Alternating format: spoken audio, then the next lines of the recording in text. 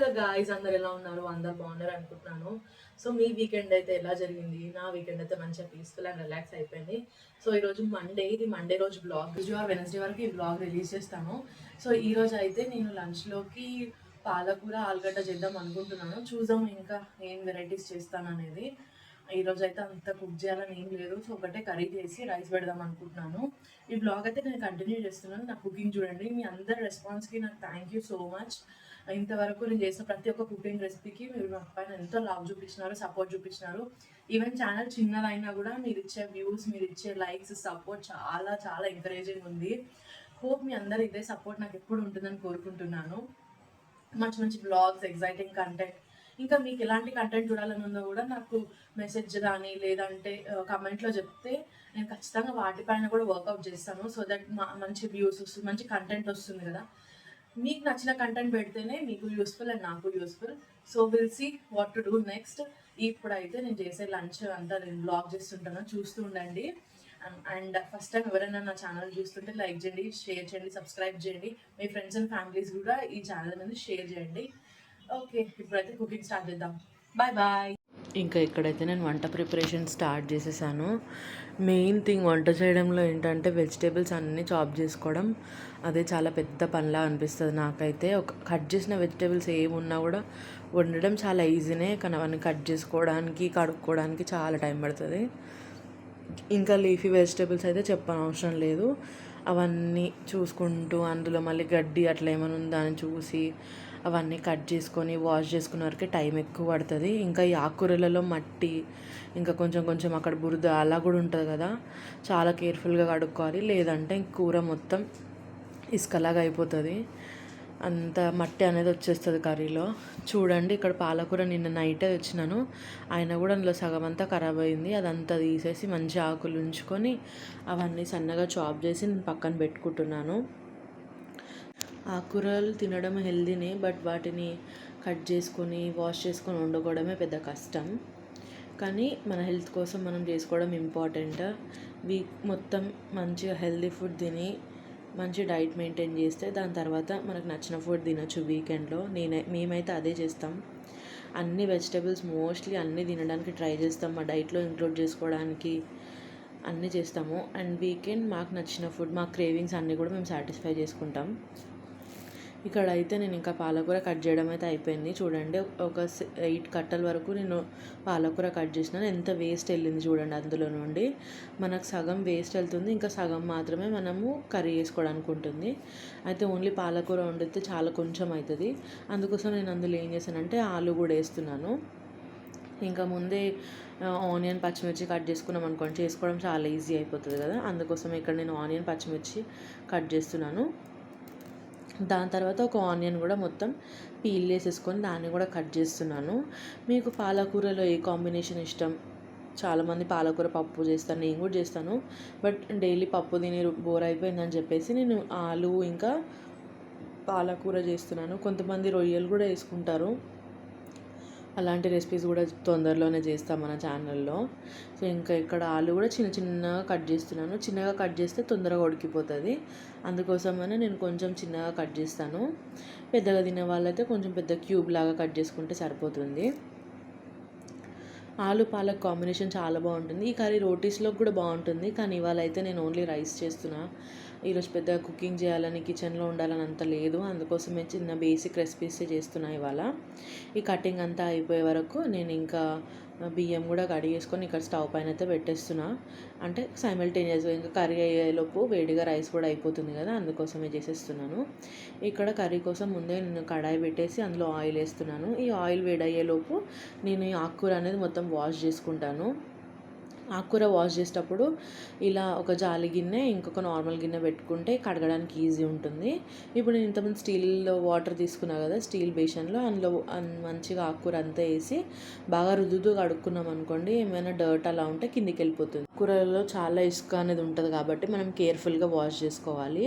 అప్పుడైతేనే మనకి కర్రీ కూడా మంచిగా ఉంటుంది. లేదంటే తినేటప్పుడు అంతా ఇసుకలాగా, మట్టిలాగా నోట్లో తాకుతుంది. కాబట్టి కేర్ఫుల్గా వాష్ చేసుకోండి. నేనైతే ఒక 3 to 4 times వాష్ చేసిన చూపించినాను, కానీ క్లిప్పింగ్స్లో పెద్దగా అవుతుందని నేను చూపించలేదు. ఓన్లీ వన్ టైం మాత్రమే చూపించినాను. ఇంకా ఆయిల్ కూడా హీట్ అయింది కదా, అందులోనే ఉల్లిగడ్డ ఇంకా పచ్చిమిర్చి కూడా వేసేసి ఫ్రై చేస్తున్నా.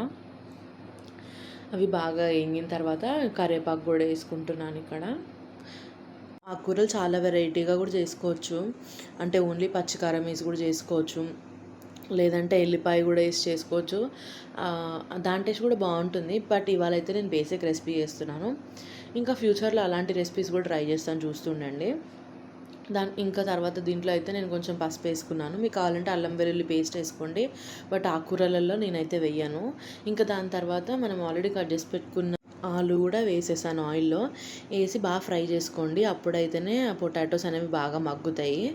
ఆయిల్లో మనం సరిగా వేయించలేదు అనుకోండి, తొందరగా మగ్గవు. అందుకోసమే ఈ తాలింపులోనే ఆలుగడ్డలన్నీ వేసేసి బాగా మెత్తగా అయ్యేటలా ఫ్రై చేసుకోండి. అవి ఫ్రై అయిన తర్వాత మనం ఏదైతే ఇంతకుముందు వాష్ చేసి పెట్టుకున్నాం కదా పాలకూర, అది మొత్తం వేయండి. ఇక్కడ ఏంటంటే మీరు కలపకండి కర్రీని. అలాగే మొత్తం ఆకులంతా వేసేసిన తర్వాత మూత పెట్టుకొని ఒక 2 to 5 minutes వరకు బాగా మగ్గించుకోండి స్లో ఫ్లేమ్లో. అంత అయ్యేలోపు నేను ఇక్కడైతే టమాటోస్ అయితే చాప్ చేస్తున్నాను.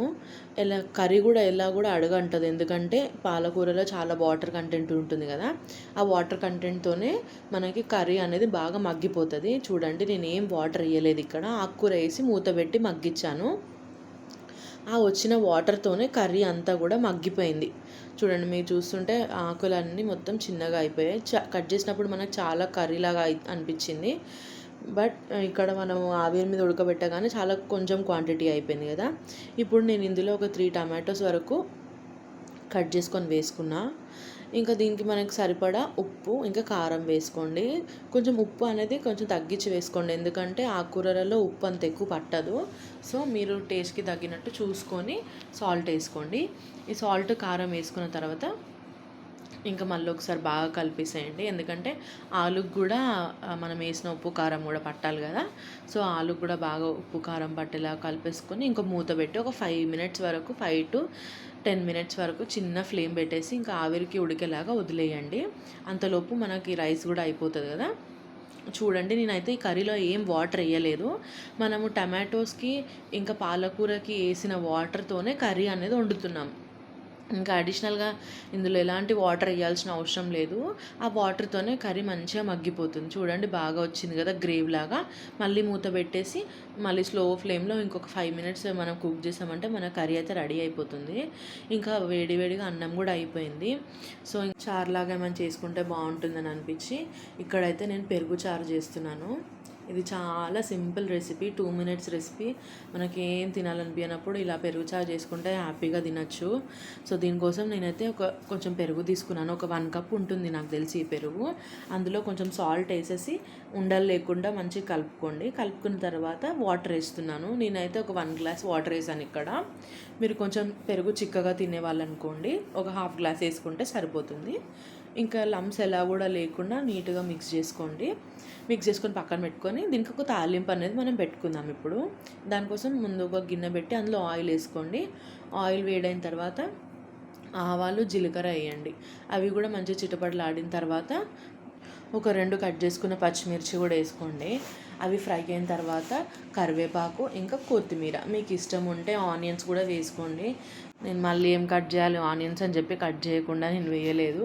మీకు ఇష్టమైతే మాత్రం ఆనియన్స్ వేసుకోండి, టేస్ట్ కూడా బాగుంటుంది. దాని తర్వాత కొద్దిగా పసుపు వేసుకొని పసుపులో ఉన్న పచ్చివాసన మొత్తం పోయేలాగా అదంతా కలిపేసుకొని ఈ తాలింపునంతా పెరుగులో వేసుకొని కలుపుకుంటే మన పెరుగు చారు అయితే రెడీ. ఈ పెరుగు చారు అన్నిటికీ కాంబినేషన్ బాగుంటుంది. మా డైట్లో, మా ఫుడ్లో మేము ఖచ్చితంగా డైలీ కొంచెమైనా కూడా నేను పెరుగు తినడానికి ట్రై చేస్తాను, ఎందుకంటే పెరుగు చాలా మంచిది. ఇప్పుడు వచ్చేది ఎట్లయినా సమ్మర్ సీజన్ కాబట్టి ఇంకా పెరుగు కూడా మంచిది, చలవ చేస్తుంది బాడీకి. మీరు చూడండి, పెరుగు చారు అయితే రెడీ అయిపోయింది. మనం దీంతో దహి వడ కూడా చేసుకోవచ్చు, అలా కూడా బాగుంటుంది.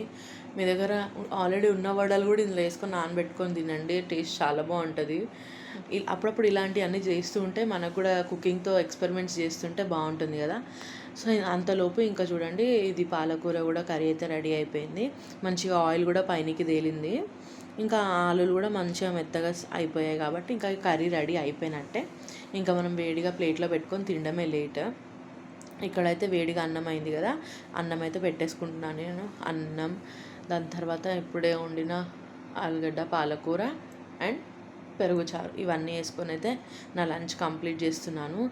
ఐ హోప్ మీ అందరికీ నా వీడియో నచ్చింది అనుకుంటున్నాను. నచ్చితే ప్లీజ్ సబ్స్క్రైబ్ చేసుకోండి, ఎందుకంటే చాలామంది వీడియోస్ చూస్తున్నారు కానీ సబ్స్క్రైబ్ చేసుకోవట్లేదు.